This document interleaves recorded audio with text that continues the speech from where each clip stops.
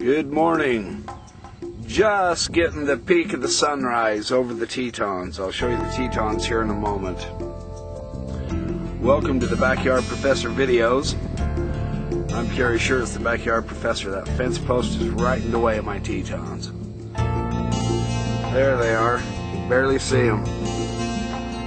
Grand Tetons. It's a beautiful sunrise morning. Oh, I was gonna be reading Hebrew when the sun came up over the horizon this morning. You know, Yehi or Vayhi or. There it is. There's the sun, just coming up over the peak.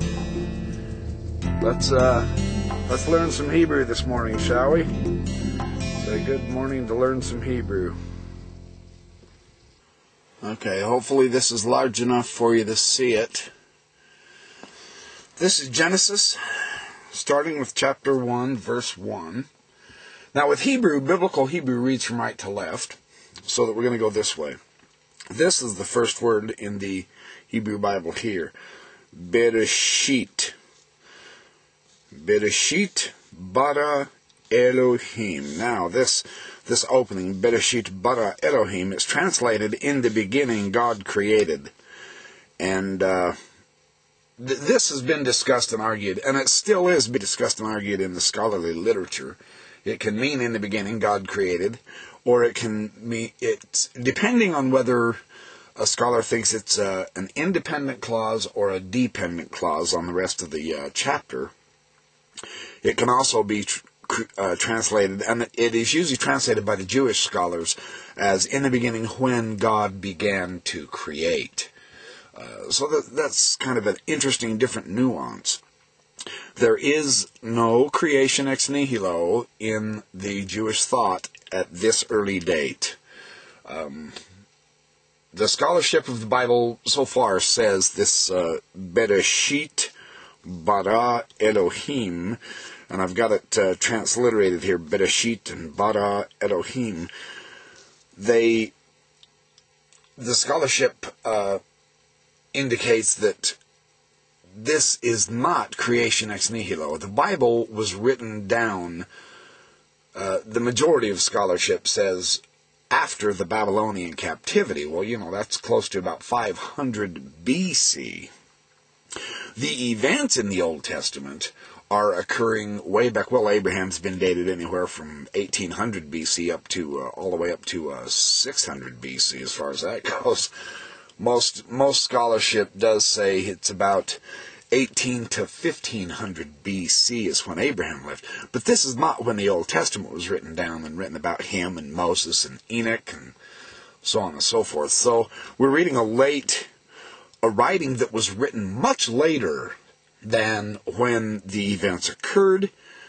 But at this early date, the creation ex nihilo doctrine was not in the Jewish minds. I think pretty much everybody's agreed with that. The creation ex nihilo, there is some argument about whether it showed up 100 BC or 100 AD, anywhere around there. So in the beginning, when God began to create the heavens and the earth, we have Bereshit bara Elohim et hashamayim ve'et haaretz.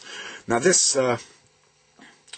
et, the way the Zoharic Jews translate this, Bereshit bara Elohim et, they stop here at et. Now this is the object of the direct marker. However, the way the rabbis explain this, very interestingly, is this straight? The way the rabbis explain this is they say, Bereshit bara Elohim et. In the beginning, God created et. Whoa, excuse me. Studying Hebrews enough to make a sneeze. So their meaning here, Bereshit bara Elohim et, is that et is an aleph and a tav, the first letter of the Hebrew alphabet. Excuse me. And the last letter of the Hebrew alphabet, the tav here. I think that's kind of interesting. In the beginning, God created all of the alphabet from aleph to tav, and it is through the alphabet, according to the Jewish legends, God contemplated in the Zohar, God contemplates the Hebrew letters for 2,000 years. And then he rearranges them and he plays with them and he tinkers with them. And it is through the letters that creation occurs. This is big in the Sefer Yetzirah and the Bahir also. The Kabbalistic literature of the Jews. So we have Bereshit bara Elohim et ha-shamayim ve'et ha'aretz. There are some final letters in Hebrew that change their initial form. The final mem in Elohim and in ha-shamayim is one of those. I'll show you a regular mem here in a little bit. So, what Hashamayim, this is the other thing. In the beginning, God created the heaven and the earth, and yet Hashamayim is a plural. Exactly like Elohim is a plural. Interestingly, the rabbis say that the divine name, the word for God, Elohim, this is a plural. And it's not some plural of majesty like the royal we. The Jews weren't thinking in those terms back then. What it is it's a plural, and the way the Zohar rabbis explain it is they say it has both masculine and feminine characteristics. And how that ties in with the Hashamayim is very interesting, because, and I have something on this I'll read to you here in a little bit, the Hashamayim, the heavens, is made of both fire and water. It's very interesting in that regard. And the fire and water is the upward ascending triangle and the downward descending triangle. And when those two mix, you get the Star of David, the hexagram, which I would suggest is the throne of God. And Rashi has something interesting to say. I'll explain some things about the throne of God here to you in a little bit. So we have Bereshit bara Elohim et Hashamayim ve'et ha'aretz. In the beginning, Bereshit bara. It says Bereshit bara Elohim, and yet in the beginning God created. Literally it says, in the beginning created God. Bereshit bara Elohim. This word bara for created is only applicable to the divine activity. It's mankind does never creates with bara. Only Elohim creates with bara. I think that's kind of fascinating, isn't it? Now Genesis 1 verse 2. Ve'ha'aretz. The v and the ha is and the. The v is always and ha. This h with the vowel under it is ve'ha'aretz. So this says, and the earth. Ve'ha'aretz haita tohu vavohu v'hoshech al pnei tehom. So, in the beginning God created the heavens and the earth was without form and void. Rashi translates this as bewilderment. It can be a mingled mass. It can even mean hubbub as far as that goes. It's chaotic.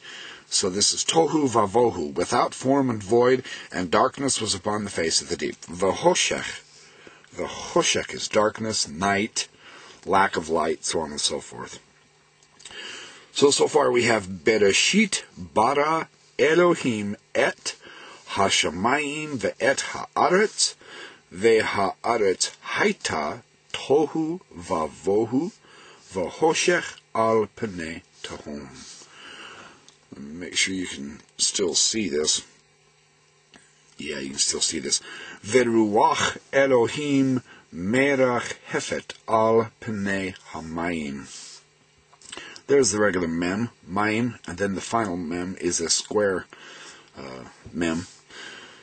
So, and the Spirit of God moved upon or hovered over the face of the waters. Ve'ruach Elohim is the Spirit of God, hovered, merach hefet al pnei hamayim, hovered over the waters. There's some very interesting things along that line also I'll share with you.